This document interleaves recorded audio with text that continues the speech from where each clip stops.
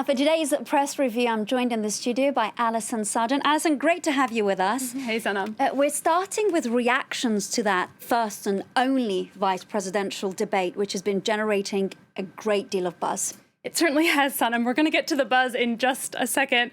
First of all, the thing people are noticing is that vibe had a very, that debate had a very different vibe than the one between Donald Trump and Joe Biden. You actually got to hear the candidates this time for speaking for extended periods of time.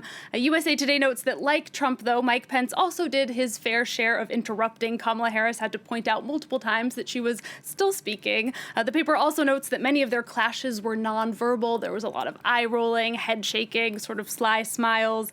The conservative Wall Street Journal, meanwhile, writes that both candidates ended up dodging key questions. For Harris, it was whether or not to add justices to the Supreme Court. For Mike Pence, it was coverage of pre-existing conditions under a Republican health care plan.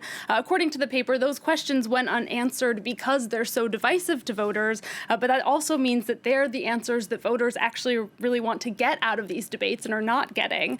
Frustration with all of these debates is sort of the sense that the candidates are really just living in two different worlds. That's what we see here in this cartoon from Matt Davies of Newsday. You can see that plexiglass shield around Mike Pence, sealing him off from spreading the infection and also separating Trump world from the real world. Alison, tell us about the unexpected star of the show. So now that was the fly, of course, that landed on Mike Pence's head, stayed there for about 2 minutes, long enough to completely steal the show. The vice president, strangely, didn't really react at all. The Biden campaign, though, was very quick to notice. They immediately tweeted out a photo of Joe Biden with a fly swatter, encouraging people to donate. The fly, meanwhile, has developed in the meantime not one but two Twitter accounts. It's also started to inspire cartoons. In this one from Ed Hall, we see that the fly has fallen ill after, quote, getting into some Pence, as he says it. It's unclear if he's ill due to Mike Pence's politics or because there's a chance he's the latest victim of the White House coronavirus outbreak.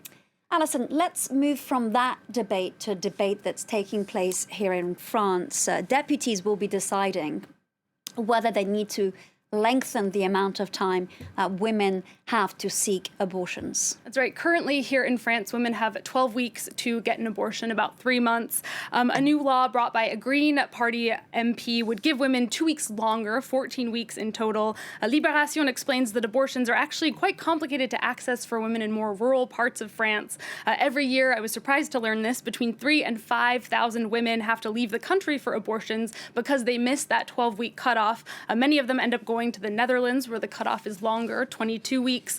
But the paper explains that this law is expected to be passed by MPs, despite the government being opposed to it. Meanwhile, Catholic paper La Croix says that the question MPs should really be looking into is why the number of abortions is so high in France. According to the paper, a quarter of all pregnancies in France actually ends in abortion. And the paper cites a number of reasons for that, including financial uncertainty. Many women feel like they don't have the financial resources to support a child. They also cite controversy here in France surrounding hormonal birth control. One researcher told the paper that women would rather run the risk of having to get an abortion, which is just a one-time procedure, rather than have to take hormones over an extended period of time. I had no idea about this. That's really interesting. Alison, let's move on to perhaps a less controversial but fatter competition taking place elsewhere. Right, son. This is Fat Bear Week, where Alaska crowns the fattest bear ahead of hibernation season. You can take a look at this year's winner. Its name is 747. Park rangers say it's actually just a coincidence that he has the same name as a jumbo jet, but he is the size of a jumbo jet. He weighs in at over 1,400 pounds, gained all from a solid diet of sockeye salmon. This competition began in 2014 at Alaska's Katmai National Park, and it really is popular. It's getting more popular every year. Over 500,000 people voted online this year, twice as many as last year. One park ranger sort of tried to explain this. They said they feel like it's a cheerful release, and they asked, how often is it that we get to celebrate fatness? Exactly, no fat shaming there. Alison, let's move on from picking the fattest bear to picking the most loyal mate, apparently.